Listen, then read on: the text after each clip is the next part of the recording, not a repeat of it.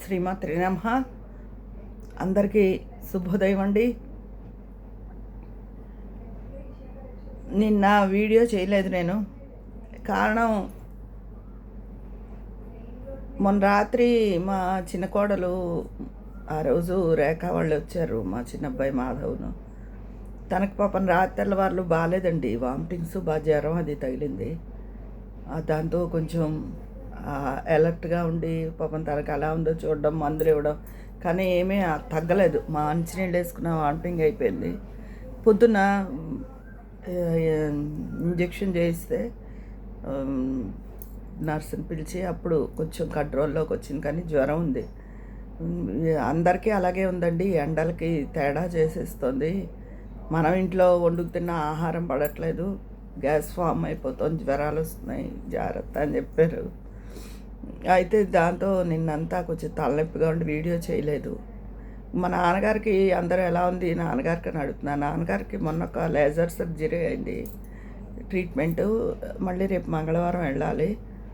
అయితే ఎవరైనా family members ఉండాలి అన్నారు. అందుకని చిన్నబాబుని వర్క్ ఫ్రమ్ హోమ్ పెట్టుకుని రా తాతగారి దగ్గర ఉండాలి అంటే వాళ్ళు వచ్చారు.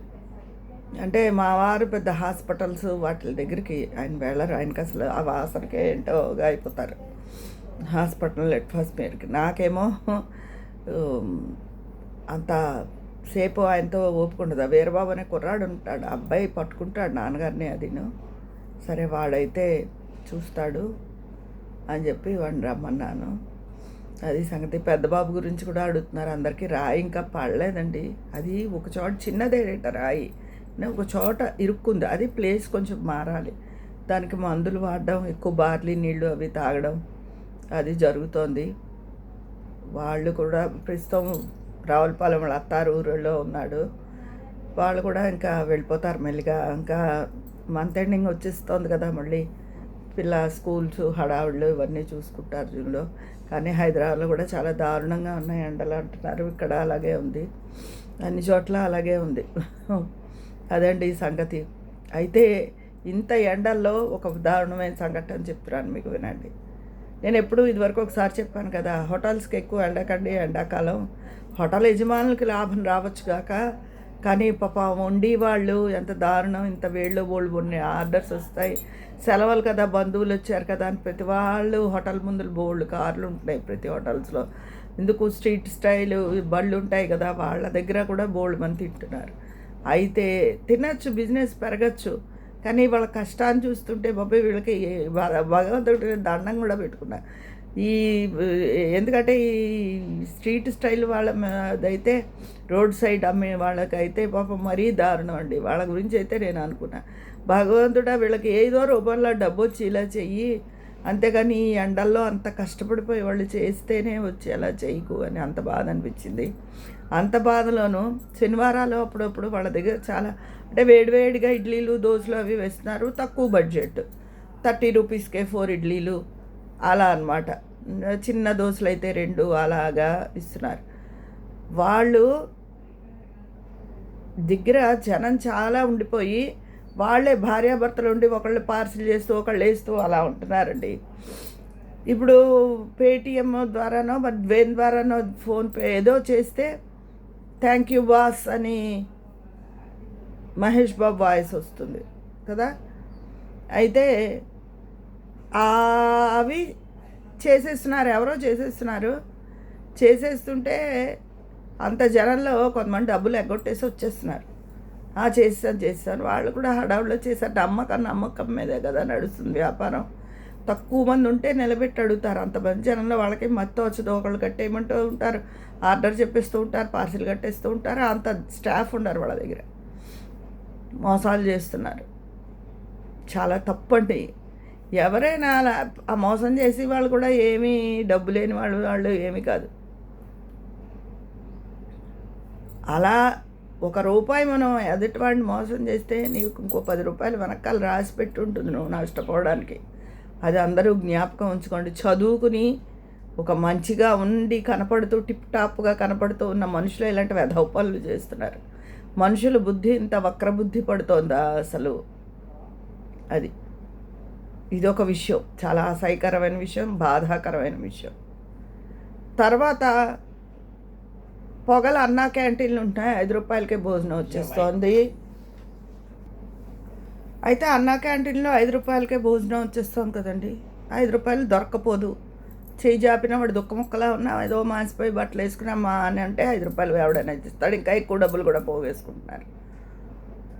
తర్వాత ఇస్కాన్ వాళ్ళు కూడా సాయంత్రం టిఫిన్ కానీ భోజనం పొట్లాలు కానీ ఏదైనా కిచిడి ఇలాంటివి పొట్లాలు ఇచ్చేసి ఒక వ్యాన్ మీద వచ్చేసి అలా రోడ్డు ఫుట్పాత్ల మీద ఉన్న వాళ్ళందరికీ ఇచ్చి వెళ్ళిపోతున్నారు. దుఃఖ ముక్కల్లా ఉన్నవాళ్ళు, పని చేసుకోగలిగిన కష్టం ఉన్నవాళ్ళు, ఒక 35-50 లోపు ఉన్నవాళ్ళు శుభ్రంగా తాగేసి వాళ్ళు ఈ ఫుట్పాత్ల మీద కూర్చుని ఈ తిండి తినేస్తున్నారు. మధ్యాహ్నం తిండి వెళ్ళిపోతుంది, రాత్రి తిండి, మధ్యాహ్నం కూడా ఉచితంగా చాలా చోట్ల పెడుతున్నారు. ఈ 5 రూపాయలు కూడా ఖర్చు పెట్టట్లేదు. ఈ పోగేసిన డబ్బులన్నీ గంజాయిలు తాగుడుతో రోడ్ల మీద మంచి మంచి అందమైన ఈ డివైడర్లు కట్టి వాటికి చాలా అందమైన లైటింగ్స్ అవి అమర్చారు మా రాజపేటలో కూడా. అవి చక్కగా వెలిగి వాటి అందం కనపడకుండా మధ్యలో మొక్కలు కూడా వేశారు. వీళ్ళంతా అక్కడ కూర్చోవడం, వీళ్ళకి టిఫిన్ ఆహార పొట్లాలు ఇవ్వడం రాత్రిళ్ళు. ఈ డబ్బులతో శుభ్రంగా తాగి తందనాలు ఆడడం, లేకపోతే అక్కడ పడి నిద్రవడం, గంజాయో ఏదో పుచ్చుకుని. ప్రభుత్వం తగిన చర్యలు తీసుకుని ఇలాంటి వాళ్ళ మీద, వాళ్ళని ఆ ఫుట్పాత్ల మీద వాటి మీద ఖాళీ చేయించాలని నేను కోరుకుంటున్నానండి. వాళ్ళ మీద నాకేం జాలి లేదు. వాళ్ళు ఏం కుంటి కాదు, గుడ్డి కాదు, అవిటితనం ఏమాత్రము లేదు, ఏమీ లేదు. దుఃఖ బుక్కల్లా ఉన్నవాళ్ళు తిండి వస్తుంది కదా అని ఈ ఉచిత పథకాలు కొంతమందిని చాలా సోమరిపోతులు చేస్తున్నాయి. నిజంగా కష్టపడుతున్న జీవులకి అందడం లేదు అసలు. అది ఈరోజు నేను ఈ 2 విషయాలు, నాకు ఒకటి చాలా బాధ, ఒకటి చాలా చిరాకు కోపం కలిగింది. ఈ తిండి శుభ్రంగా 2 పూట్ల దొరకడం, ఒకప్పుడు ఇంత పట్టెడన్నం దొరకడానికి ఎంతో మనుషులు కష్టపడేవారు. ఆ కష్టపడితే గరికపాటి వారు అదే చెప్పారు, కష్టపడి ఎంతోమంది తిండి కోసం కష్టపడి చదువుకుని పైకి వచ్చారు, అది ఉచితంగా ఇస్తున్నారు అంటే దానికో వక్ర భాష్యాలు చెప్పేసి ఆయన పొరపాటున మాట్లాడే మాటల్లో ఒక్కొక్కసారి అటవుతుంది ఇటవుతుంది అన్నారని ఆయన ఇష్టం వచ్చినట్టు తిట్టిపోశారు. మరి ఇప్పుడు వీళ్ళకి ఈ 35-50 మధ్యలో ఉన్నారు, దుఃఖ ముక్కల్లా ఉన్నాడు ఒక్కొక్కడో మళ్ళీను.